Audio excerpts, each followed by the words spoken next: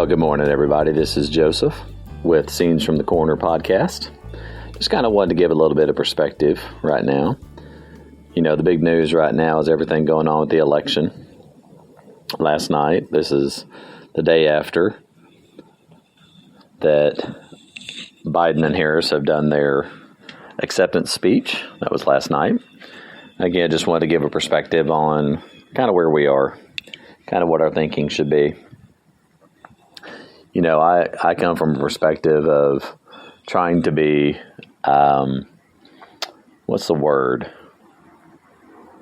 wise, not move too quickly on things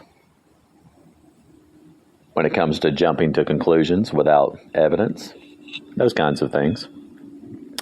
So here's some facts. There's some things to think through and some perspective on where we are. First is that not all the votes have been counted. Now, we do have a declaration that Biden has the electoral votes that he needs to be president, and that may well stand.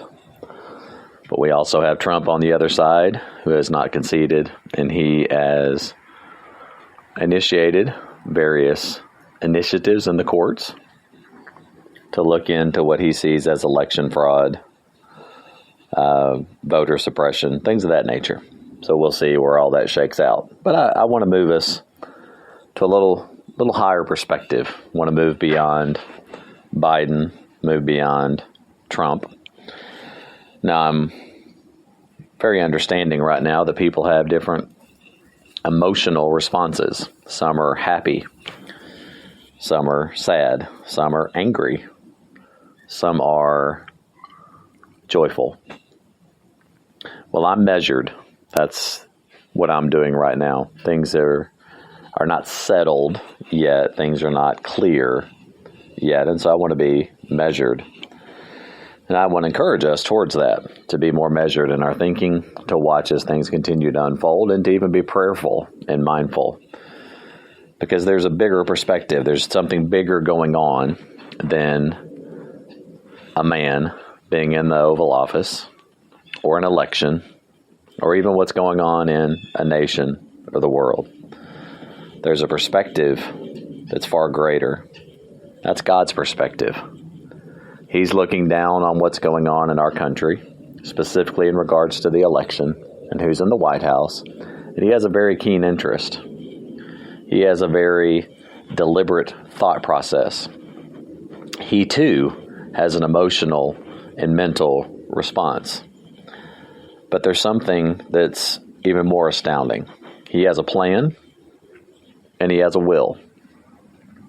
Well, my perspective, I want to know what's his plan.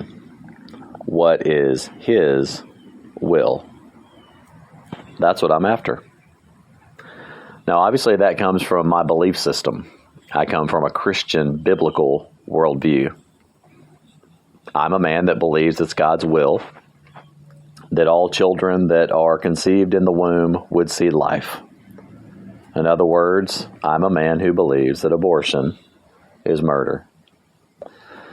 I'm also a man that sees God's original intent, that when he created man and woman in the garden, Adam and Eve, he created them male and female in his image, and that they would be man and wife.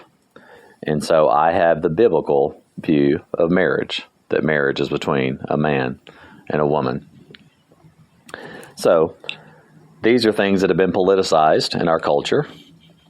These are things that the candidates even talked about.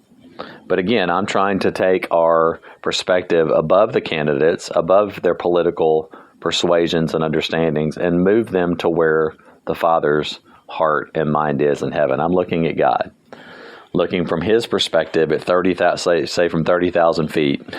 He's not focused on just the moment. He's focused on all the moments that he's unfolding, his plan, his will, what he sees. So that's where I think my perspective is going to remain in the coming days. I will continue to seek his perspective, his understanding, his wisdom, and his discernment. And I will not get into foolish arguments about this being done or that being done. I'll let the courts decide all of that. I'm going to continue to approach the courts of heaven. And likewise, in the middle of it all, trusting that because I'm his kid, he's taking care of me and my family, and better yet, putting us in a position where we can take care of others as needed, regardless of what unfolds.